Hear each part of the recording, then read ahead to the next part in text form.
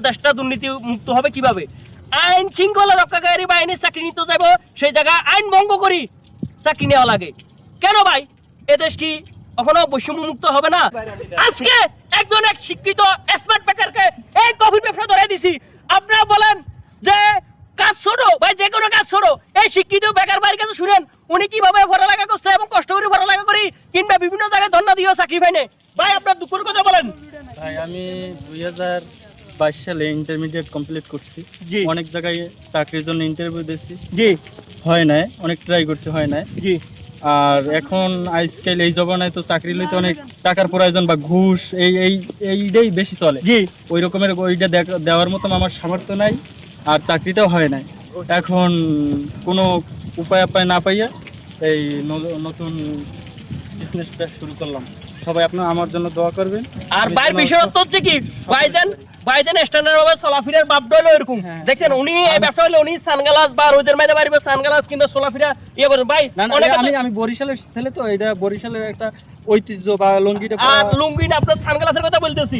আর দ্বিতীয়টা হচ্ছে দেখেন আপনার এরকম স্ট্যান্ডার্ড ভাবে চলবেন, কেননা ভাই কোনো কাজ কি ছোট না, কোনো কাজ ওনার মুখে শুনছেন উনি বিভিন্ন ছোট কইরে দেখা, কিংবা উনি বিভিন্ন জায়গায় ধর্ণা দিচ্ছে, বিভিন্ন ইয়ে গেছে, উনি শিক্ষিত বেকার হয়ে বিভিন্ন জায়গায় গেছে, অ্যাপ্লাই করার পরে মামার ফোন লাগে আর নতরে টাকা লাগে, কিংবা অনেক কোনোটা পান নয়, শেষমেশ ডিশ ফেরা এই ফুটপাতে কফি বিচতে বাড়িতেছে। ভাই এটাকে এখন আপনি কি হিসাবে দেখতেছেন আপনি বলেন? এখন এইটা আমি বলতে চাই, ব্যবসা কোনোটাই খারাপ না। সবাই যারা বেকার আছে সবাই ছোট থেকে বড় হইতে হবে। সবাই ছোট থেকে ব্যবসা শুরু করবে, আস্তে আস্তে ভবিষ্যতে এইটা নিয়ে সফলতা ইনশাল্লাহ সবাই পাবে ইনশাল্লাহ। কিন্তু এই ব্যবসায় সত্যতা, তারপরে পরিশ্রম দোনোটাই করতে হবে, সততা থাকতে হবে। আরেকটা বিষয় আমি মেসেজ দিতে চাই, সেটা হচ্ছে দেখেন এবার শিক্ষিত বেকার হচ্ছে কিন্তু উনি ঘুষ দিতে পারে নাই, চাকরি হয় নাই, মামুর হেলো লাগে না, হেলো ওনার কেন উপরে কোনো মামু ছিল না, উনি ওই জন্য চাকরি হয় নাই। কিংবা একটা পুলিশ, আমাদের দেশে পুলিশ ঘুষ খায় কি জন্য? উনি শিক্ষিত হয়ে আল্লাহ বা সুলা তো আমার সে মাশাআল্লাহ ভালো আছেন, উনি যদি পুলিশে চাকরি লইতো ঘুষ দিত, উনি তাহলে তো আপনার বাড়িতে ঘুষ খাওয়া লাগতো। তো আমাদের যারা দায়িত্বশীল আছে, সরকারি চাকরি করে, আইন শৃঙ্খলা রক্ষাকারী বাহিনী আছেন, কিংবা তারা প্রথম চাকরি হয় আইন ভঙ্গ দিয়ে কিভাবে?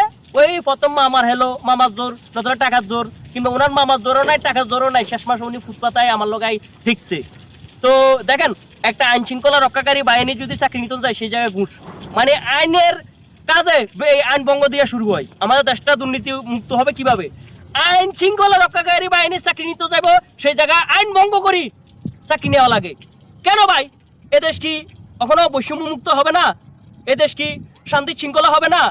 তো উনি যদি বা ওনার যদি অর্থ সম্পদ থাকতো, জায়গা জমিন থাকতো, ঘুষ দিয়ে যদি চাকরি নিত, ঘুষ দিয়ে চাকরি নিলে ওনার বাড়িতে ঘুষ খাওয়া লাগতো, কেননা উঠে না, ওনার তো সেটাও নাই।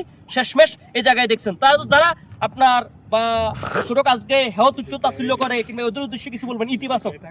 না, এখন ওই আমি তো প্রথমেই বলছি যে কোনো কাজ কি ছোট চোখে দেখা যাইবে না, এই হচ্ছে বিশেষ কথা। ছোট চোখে দেখা যাইবে না। আর ব্যবসা শুরু থেকে ছোট হোক বড় হোক, ওইটারে মূল্যায়ন করতে হবে, সম্মান করতে হবে, সম্মানের সাথে করতে হবে, আর ব্যবসার সততা থাকতে হবে।